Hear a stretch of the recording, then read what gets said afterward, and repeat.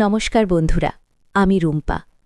আজ আমি আমার জীবনের এমন এক গোপন অধ্যায় আপনাদের সাথে শেয়ার করতে যাচ্ছি, যেটা মনে পড়লে আজও আমার গায়ে কাঁটা দিয়ে ওঠে।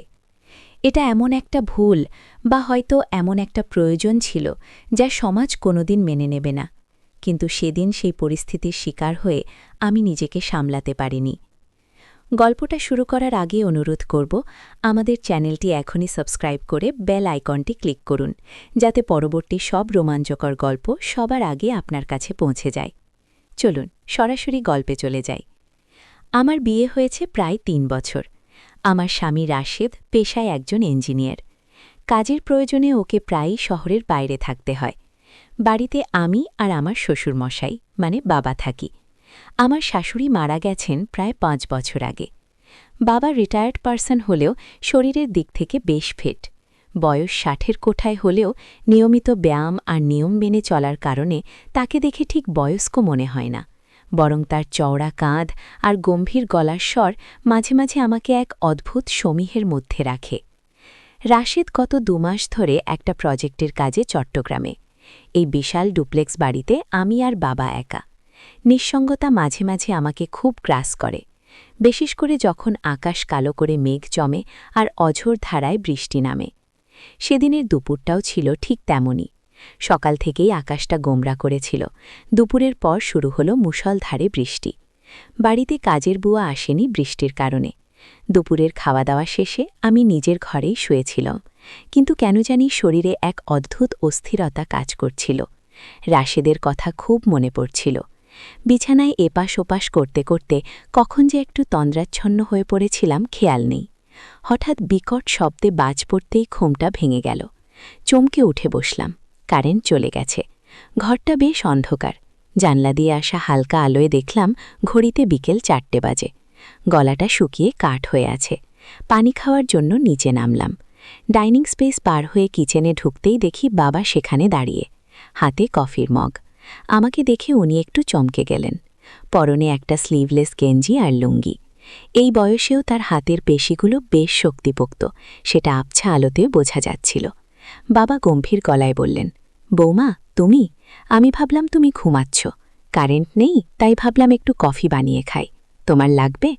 আমি কিছুটা ইতস্তত করে বললাম, না বাবা, আমি শুধু পানি খেতে এসেছি। ফ্রিজ থেকে পানির বোতল বের করতে গিয়েই ঘটল বিপত্তিটা। অন্ধকারে ঠিকমতো ঠাউর করতে না পেরে পায়ের কাছে রাখা একটা টুলে হোঁচট খেলাম। আহ করে একটা চিৎকার দিয়ে পড়ে যাচ্ছিলাম। ঠিক তখনই শক্ত দুটো হাত আমাকে জাপটে ধরল। বাবা।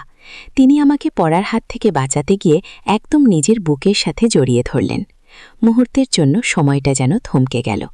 বাইরের বৃষ্টির শোঁ শোঁ শব্দ আর ঘন ঘন বজ্রপাতের আওয়াজের মাঝে আমি বাবার বুকের থুকপুকানি শুনতে পাচ্ছিলাম। আমার শরীরটা তখন ভয়ের চেয়েও অন্য এক অনুভূতিতে কেঁপে উঠল। বাবা আমাকে ছাড়লেন না, বরং তার হাতের বাঁধনটা যেন কোমরে আরও একটু শক্ত হল। তিনি ফিসফিস করে কানের কাছে মুখ এনে বললেন, লেগেছে কোথাও? তার নিঃশ্বাসের গরম হাওয়া আমার ঘাড়ে এসে লাগছিল। সেই স্পর্শে আমার শরীরের লোমগুলো দাঁড়িয়ে গেল। আমি নিজেকে ছাড়িয়ে নেওয়ার কোনো চেষ্টাই করলাম না, বরং এক অদ্ভুত মোহে আচ্ছন্ন হয়ে রইলাম।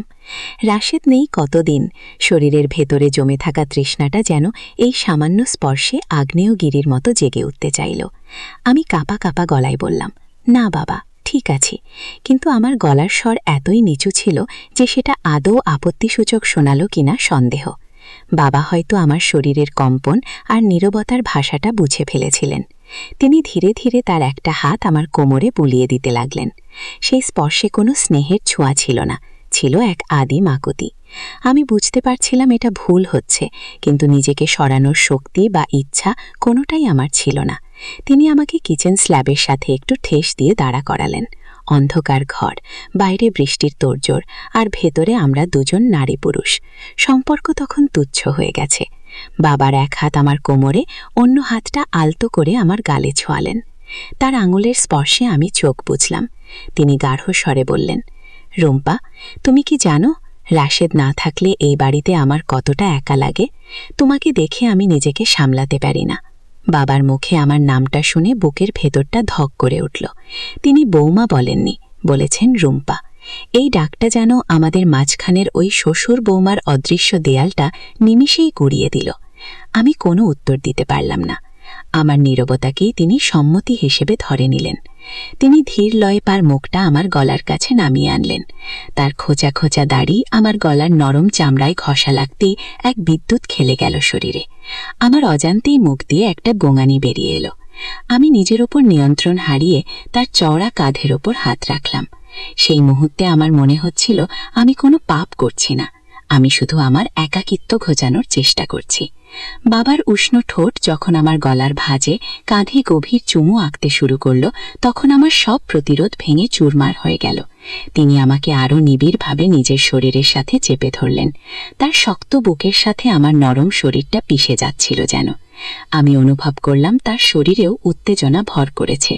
তিনি আমার কানের লতিতে আলতো কামড় বসিয়ে ফিসফিসিয়ে বললেন, আজকের এই বিকেলটা শুধু আমাদের। তার হাত তখন আমার পিঠের ওপর দিয়ে বিচরণ করছে। ব্লাউজের হুকগুলোর ওপর দিয়ে তার আঙুলগুলো পিয়ানোর মতো খেলছিল। আমি তখন পুরোপুরি তার নিয়ন্ত্রণে। বাইরের ঝড় তখন যেন আমাদের মনের ভেতরেও শুরু হয়েছে। আমি তার চুলের মধ্যে আঙুল ডুবিয়ে দিলাম, যেন তাকে আরও কাছে টেনে নিতে চাইছি। একসময় তিনি আমাকে পাজা কোলা করে তুলে নিলেন। আমি ভয়ে বা লজ্জায় চোখ খুলতে পারছিলাম না, শুধু অনুভব করলাম আমাকে তিনি তার বেডরুমের দিকে নিয়ে যাচ্ছেন। সিঁড়ি দিয়ে ওঠার সময় তার ঘন নিঃশ্বাস আমার বুকে আছড়ে পড়ছিল। বিছানায় নামিয়ে দেওয়ার পর তিনি আমার দিকে তাকালেন। সেই দৃষ্টিতে কোনো শ্বশুর ছিল না, ছিল এক কামুক পুরুষ। বাইরে তখনও মুষলধারে বৃষ্টি, আর ঘরের ভেতর আমাদের সেই নিষিদ্ধ সম্পর্কের উষ্ণতা। বাকিটা ইতিহাস। সেই বিকেলে আমরা ভুলে গিয়েছিলাম আমরা কে, আমাদের সম্পর্ক কি। শুধু দুটো তৃষ্ণার্ত শরীর একে অপরকে খুঁজে নিয়েছিল। সন্ধ্যার পর যখন বৃষ্টি থামল, তখন আমাদের হুঁশ ফেলল। আমি ধরফর করে উঠে নিজের কাপড়ে শরীর ঢাকলাম। লজ্জায়, অপরাধ বোধে আমার কান্না পাচ্ছিল। বাবা কিন্তু খুব স্বাভাবিক ছিলেন। তিনি শুধু বললেন, যা হয়েছে সেটা ভুলে যেও না, তবে কাউকে জানানোরও দরকার নেই। আমি পালিয়ে এসেছিলাম নিজের ঘরে। আয়নার সামনে দাঁড়িয়ে নিজের দিকে তাকাতে ঘৃণা হচ্ছিল। আবার একই সাথে সেই বিকেলের উষ্ণতা মনে পড়লে শরীরটা অবশ হয়ে আসছিল। সেই থেকে আজ পর্যন্ত যখনই রাশেদ থাকে না আর বৃষ্টি নামে, আমাদের সেই ভুলটা বারবার ফিরে আসে। আমি জানি না এই সম্পর্কের শেষ কোথায়, কিন্তু আমি এই নিষিদ্ধ খেলার জালে আটকে গেছি। বন্ধুরা, এই ছিল আমার জীবনের এক গোপন ও নিষিদ্ধ অধ্যায়। আপনারা হয়তো আমাকে ঘৃণা করবেন, বা হয়তো কেউ কেউ আমার পরিস্থিতির কথা ভাববেন। আপনাদের মতামত অবশ্যই কমেন্টে জানাবেন। আর গল্পটি ভালো লাগলে লাইক ও শেয়ার করতে ভুলবেন না।